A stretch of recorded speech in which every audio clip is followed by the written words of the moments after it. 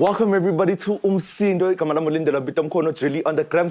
Inkosana. Today I'm here with a special guest, but before we get into that, I'd like to give a special shout out to our sponsors, Betfred and ClickSend. Don't forget to download the app, share your money globally. I know you're going to enjoy that. And before we get into that, let us get to know our special guest. This is a local artist all the way from Pietermaritzburg. I don't know if you know him. I'm new here myself. I don't know him that well, but we are going to get a brief understanding on who he is as an artist. Can you please just give us a brief description? What kind of music do you do? Who are you, basically? Okay, before nje ngize ngichazela abalaleli ukuthi ngubani ngicela ukuthi ngibingelela kakhulu ababukeli bakho babingelela kakhulu emakhaya mfethu. Kahle kahle mina mfethu nguphumlani wakanxumalo stage name bangibiza PH. Ngishayela umculo wami nje kwaito. Why do they call you PH? Kuze qhamuka indaba PH mfethu kuyikona ukuthi bengisebenzisana nenye yamagenge kuBra wami uBK.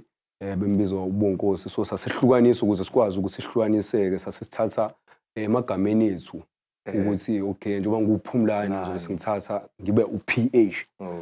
I see that. You used to sing in a group, right? Yeah. Well, what happened to that? Sihlukaniswe ukuthi mfethu ngomculo because besenza i-hip hop. So sikhathi masithi rehearse mfethu ngiyazibona ukuthi hayi ngeke angibelongi la so ngishaya i-rap ngigcine mina sengigijima ngekwaito ngaze ngasinoba bafethu I quit kwilento le kwi-hip hop ngiye la engizizwa khona ukuthi okay bese ngiyila manje ngiyayizwa lento engiyenzayo ngiyayifila. No, shy solo. Yes. No, I feel that. Like, I want you to tell us a bit more about your music because I don't know what kwaito is. I don't know if you guys know what kwaito is. This is my first time with an encounter with a kwaito artist. I don't know much about it. What is kwaito? Kwaito so music or like igqom.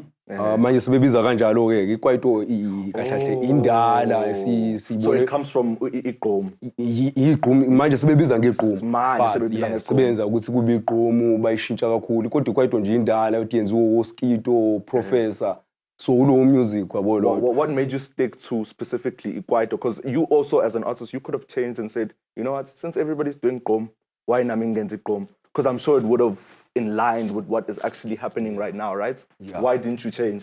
No, mfethu angikwazi ukuthi ngishintshe ngoba nakho ngithi ngilandela abani ngibona ba ukuthi uyenza lento nawe uyayifila into even ngihambele emgaqweni ngiyazizwa ukuthi okay yabo umusic uma ngaphasi ngisho uhambele uyihlalele endlini uthothi ubusy mhlawumbe uyayiklinela ugcina usuqhamuka nama lines ngoba lento ikuwena but if ulandele omunye umuntu ngoba nakho uthi okay nawe ngubani uthi usenza lento manje nami uthi ngihambe ngayo no kube kusenzeka but ikhona lokho uthi okay awuthi ngishintshe ngithi uku-add styleni samanje kodwa ngiphumile kwikwaito because I see you stayed original to who you are as a person and I really respect that a lot. Another thing I wanted to know ukuthi yini ekulentuzayo, what inspires you as an artist? Manga yini nje ongathi mawuyicabanga uthi yabona le ngenzela lokho ngenzela ukuthi ngelinye ilanga nami ngibe nalokho engakaze uyayibona lento engishoyo. So what inspires you as an artist?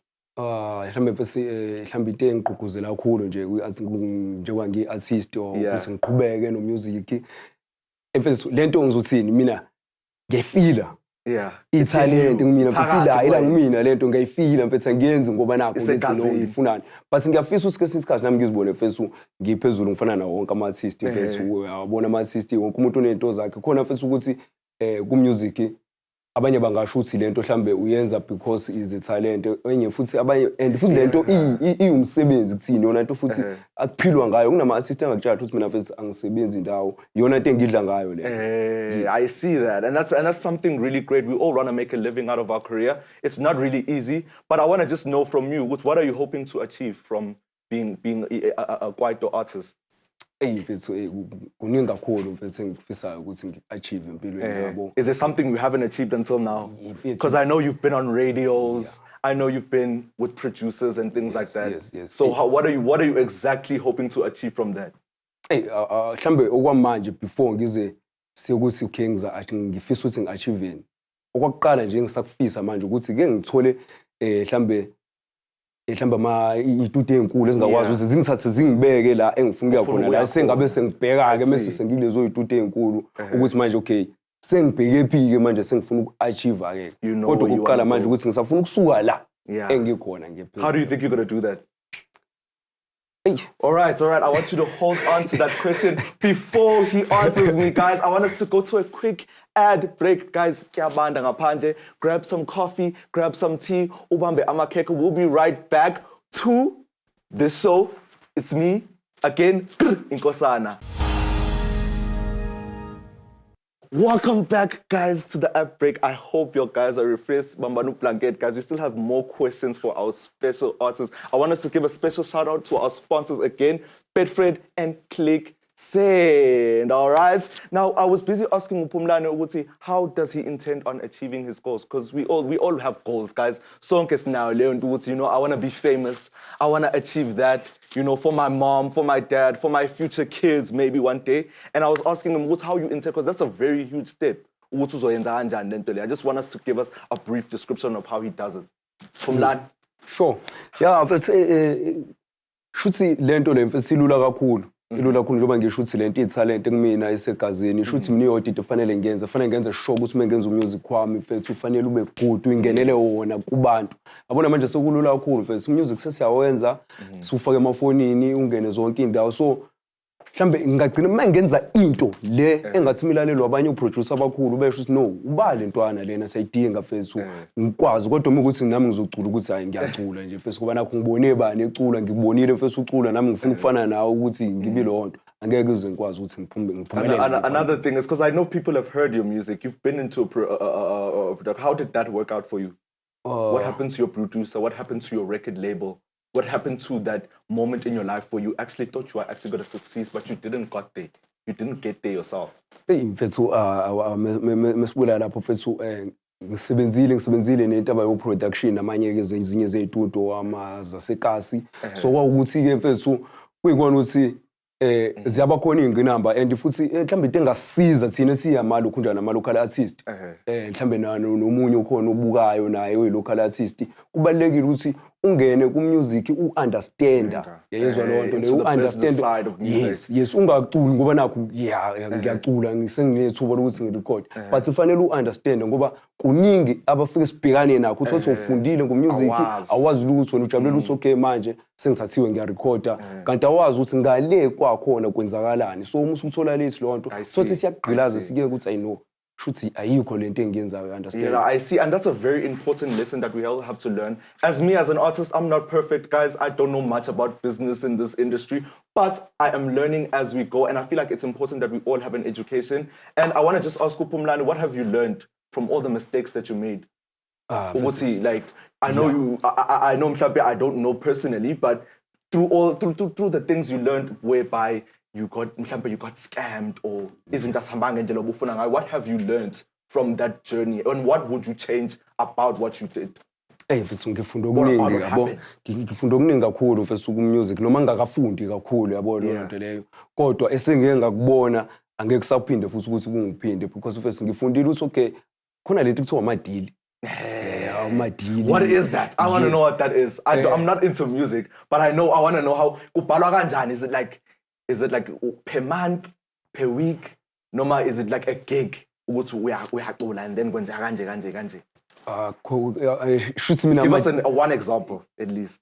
Idili mhlambe ngenze ukuthi idili unikeza studio. Mhlambe kune studio sithi no yazini. PH sakudinga ukuthi ube ngaphansi kwale studio kanje bakunikeza amaphepha if njengoba ngisho mfethu ukuthi if unga-understand umculo ungafundile futhi ngawo wena ujabulisa ngiyacula uzofika ubona iphepha usayine kanti awazi ukuthi lento engiyisayinayo ingisaphi wena uzojabulela ukuthi nje no ngiyacula. You see the money and you're like hey yes ubona ukuthi no ngiyacula kanti awuzazi mhlawumbe wena usuzibulala wena usuzigqilaza wena understand. So nje ilokho kuphela singawe. How do you know when you're being scammed or when somebody badlala ngawe? Because like I can look at a contract now and the first thing, if I see 12 and 3 zeros or if I see 13 3 zeros, me I'm signing, I won't even look, I'll close my eyes. Usayina usubonile imali leyo ungenayo ngoba phela usungenayo leso sikhathi usufuna. Yes. So how do you know ukuthi okay lokho kwenza kanje?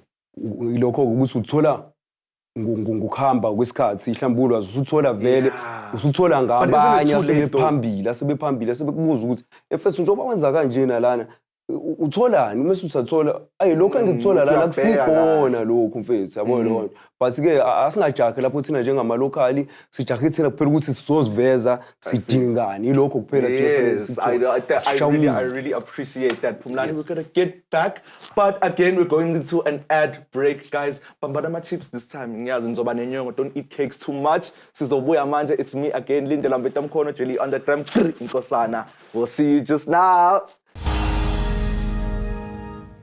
Hello everybody, again it's me, Inkosana. We're back from the ad break with our special artist. Guys, I want us to give another special shout out to our sponsors, and I'm going to ask him a few more questions. I remember we were talking about how do you know ukuthi umuntu uyakuscam na kanjani, and I wanted to ask a special question on top of that. Ukuthi, if you were to start over now, like if you were to start music foods, what do you think you'd do differently? What do you want to repeat the mistakes you made? You feel like, no, these mistakes were right because I learned something from them. Or you feel like, no, I would have done something differently. We all deserve a second chance, guys. Yes. Ne? Yeah. So if it's sekulula kakhulu manje because khona sengifundile nje bade ngisho ukuthi ngayitshela ukuthi sengikhona engikufundile kanti kusana nokuningi engakakutholi futhi ngizokuphinda futhi ngikuthole ngendlela ngoba ngisho esikoleni vele first uma sesikoleni nje banginama grade so kukhona usazofunda le grade uphinde udloyeleni uphinde futhi nakhona ufunde more yabo. So esengikufundile mina sewuyikona ukuthi manje semele ngihambe phe kwakho until ngifike lapha ngoba mengithi uthola mhlambe like if we were still, I'm talking school basis now. If let's say sikhuluma ngama grade in the industry, when ungathi nje grade 9, grade 10. Let's start from primary to high school. as estimate ukuthi ukephi. Akulula mhlawumbe ukuthi ngikayichaza mhlawumbe ngikweyiphi mina manje grade because ngiyakusola nje ngathi usadonsa la go primary. Kanti lutho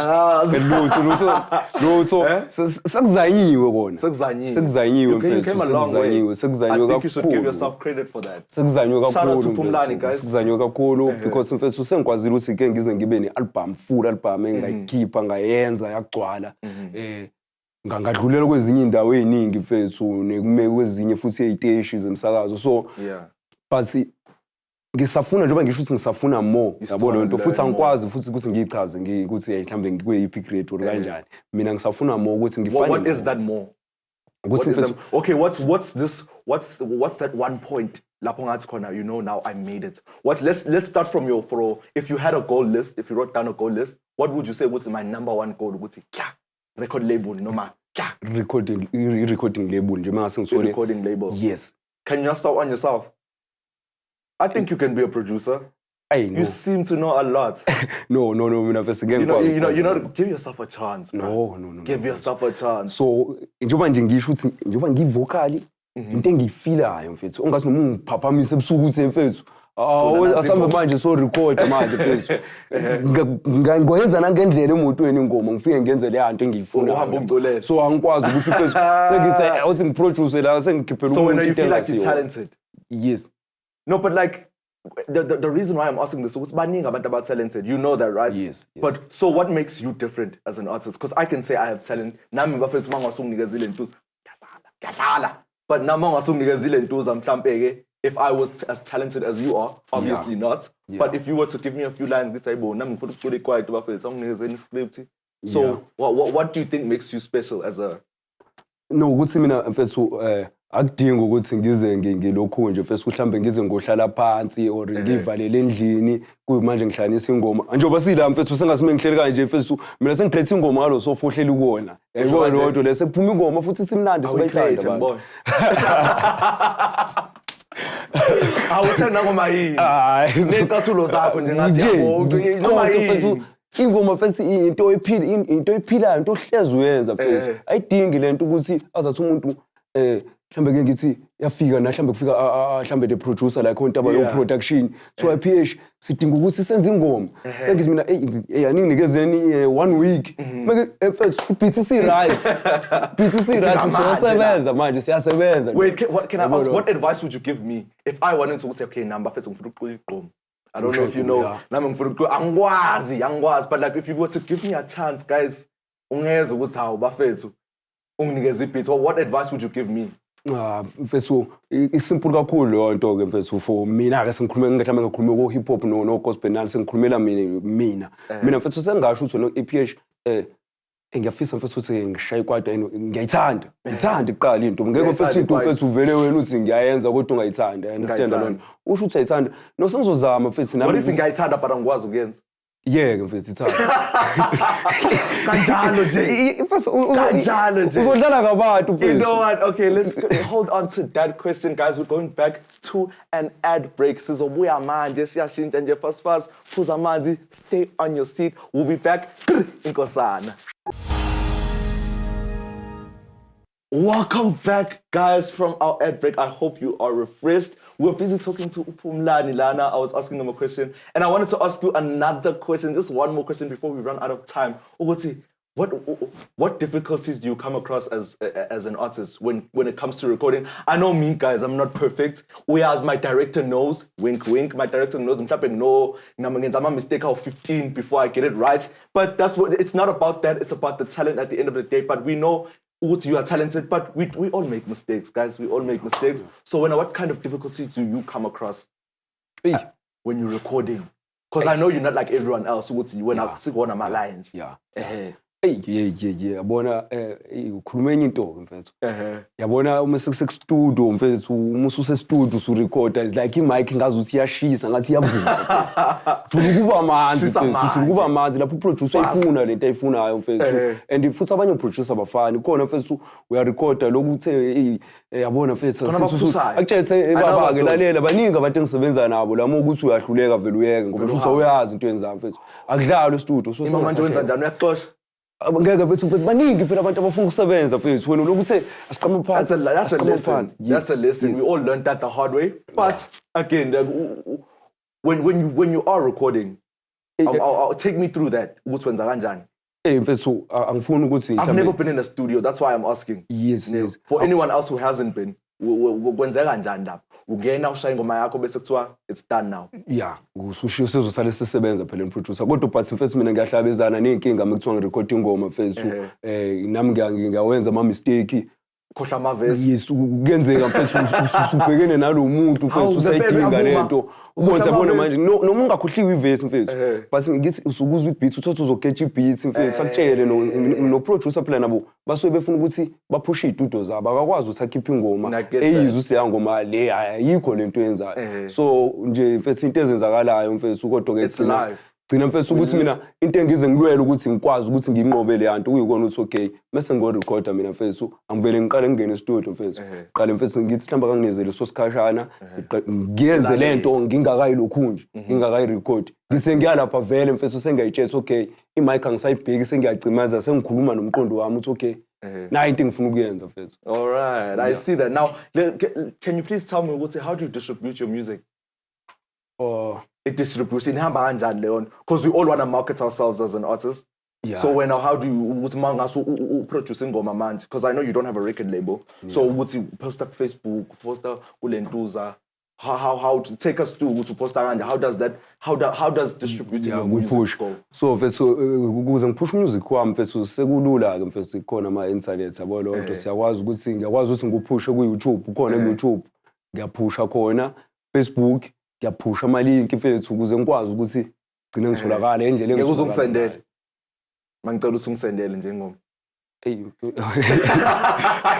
no mfethu ngifuna ukulalela mangihambe emotweni yabo ngishaya long drive ngithi awuphumlani lo ngiyamazi mfethu kuba khona leyo ngoma leyo mhlambe ngizothi ngizorecord ingoma ezo5 khona leyo vele engizoyiphusha kanjalo engena nkinga namase kuba khona lezi engazahle ukuthi okay lezi fanele kube iyona ngoma ke manje lezi engikwazi ukuthi kube khona uncane speaking of songs I don't want to forget guys I want you to can you just hit us with a small nyana verse just for the viewers a small nyana verse 1 line 2 lines it doesn't have to be a lot just for you to give us a brief overview of what type of music do you sing I mean there's going to be a producer who's going to be watching the show and say hayibo ngiyakuzwa ngifuna lo yamfana nobani uphumlani yes yayibona into engishoyo ngiyakuzwa mfethu angivele ngenzele wena azi ngivele ngenzele mhlambe ngizobe ngenzela wena ukuthi uma ufika noma na ubone ukuthi nangu umama kaze ngamthanda mhlambe ufuna ukuthi uthole umama ukuthi umthande ukuze umwine mfethu mhlambe mfethu ungamshaya nje ngalamagama mfethu uthi yazi mina ngiyakugola inhliziyo yami geqa amagola nginethenda care hayi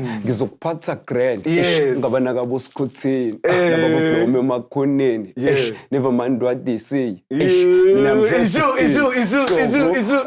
that was fire. I hope you heard that. Nimzida, right? Yeah, I'm definitely going to be listening to some of them. I'm really serious though about the fact that I want to go back to the question when you were saying distributing music. Why can't you send me your music? But so, is it marketing where you feel like, hey, because I know you now. So what if I said, now and then? Why can't you do that? Why can't you just send your songs out there? No, but angithi njengoba mina ngilocal uyangifisa ukungibona ngiphumelele ngina something ngiyabona lonto nami empilweni njengawo wonke ama-artist aphumelele lawo enba downloadayo ingoma zabo if mina sengikutshela mina wena umfungifisela okuhle ngithethe cha no ungakwazi ukuthi ungidownloada lapha if uthanda ukuthi nawe ngiphumelele ngibe right no awungizuba nankinga uzothenga idatha uhambe ukwenza lokho why ufuna ukuthi mina ngisende mfethu why wangisethi ngumngani wakho mfethu I'm your friend umngani nje ufuna uqala ngiphusha ngitshengisa ungiphusha mfethu I get that we uplifting you guys we are going to go back to a short ad break guys sizobuya manje stay tuned stay on your seat sizobuya manje inkosana. Welcome back, guys. It's me again, Inkosana. Welcome to UMSINDO. We're sitting here with Uphumlani. And I wanted to get back to those questions again. Well, not questions this time. We're going to get to just know him as an artist. Give a special shout out to our sponsors, Betfred and Click Send. Don't forget to download the phone on your app. I know you're going to enjoy that. Share your money globally. Use your money wisely, guys. It's not safe these days, né? But I'd like to get back to Uphumlani. Uphumlani, now, this moment is all about you. This is the final moment. I want you to just tell us what is going to up. Give us your number, your social medias. Where can we download your music? I'm sure I know I will be downloading your music really soon. Ne? So tell us what is going to up. So bangangithola nje mfethu ku Facebook PH Phumlani Nxumalo PH Phumlani Ndwandwe. Yeah. So na kulentuzana ku YouTube mfethu ngikhona usearch PH uzothola funa khona music kwami khona ku WhatsApp ngikhona number 067 983 5045. Yeah, you heard that, guys, from the horse's mouth again. I'm going to go back to those questions again about your music. What do you expect for yourself this year? We're going into a new year, man. Let's just say this is a new you. Again, fresh starts, bro. What can we expect from you? Mfethu ngiexpect ukuthi ngizosebenza mfethu. Right. Mfethu ngiyona into engiphekwayo le ukuthi ngizosebenza and ngiphekwayo ukuthi ngihlanganise la ngathola khona ngicine ngitholile ideal ukuthi endoda awubuye mfethu awushaye nayo into mfethu sibone ukuthi wenze njani ngiphekwayo usukhulile manje you've grown from the industry ne yes abantu nje mfethu into engabathembisa yona ukuthi abalindele okusha ongase kuqhamuke ngoba khona engisaphekwakho ukuthi ngikwazi ukuthi ngiphinde ngibuye ngale yanto leya. It's still there ne guys. Now, I'd like us to hold it there. You guys heard it from the horse's mouth. I know you guys know about this. But before we do that, guys, follow him, subscribe, download his music. I know I will. Don't hate. There's a music video coming up. I hope you guys are very interested in watching that. This is Milin Delabitam Kono, Julie on the gram. Inkosana, we're out. UMSINDO!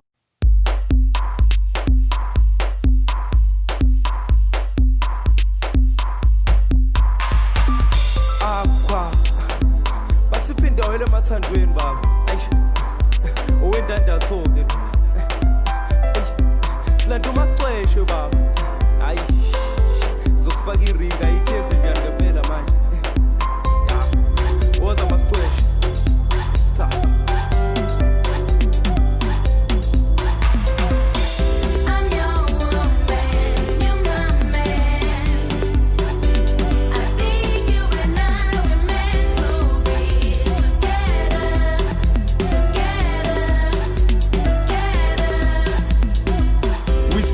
sami semkondweni wami ngiyayifela ngawe uyithemba lami bayeke bakudidise bayeke bafilizise umlando uyathandela angithi ngayikhethela uyazi ngithandani uyazi ungididani umnandi manginawe baningi abakubhekile nabo abakufisayo maphutha engikwenzile angiyazi ngikuphoxile uxolo ngikucelile angithi ulivumile abolobe they know masasithi wamall touch wena wami hey umasipali ngimbeke ekhaya avunywe umama sifasa ivindo sifeza ifiso sengiyakuthatha yeke iphatha sokufaka umlotha sikwenza isipotho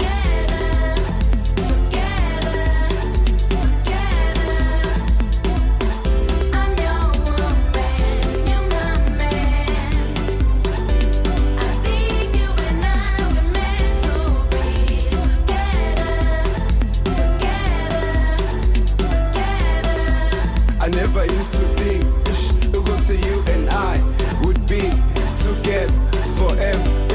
Yazi mina ngiyakula, hliziyo ngamakhulu, nginethenda care, ngizokuphatha grand, ngabana kabosikhotheni, labo bablome emakhoneni, never mind what they say, mina I'm here to stay.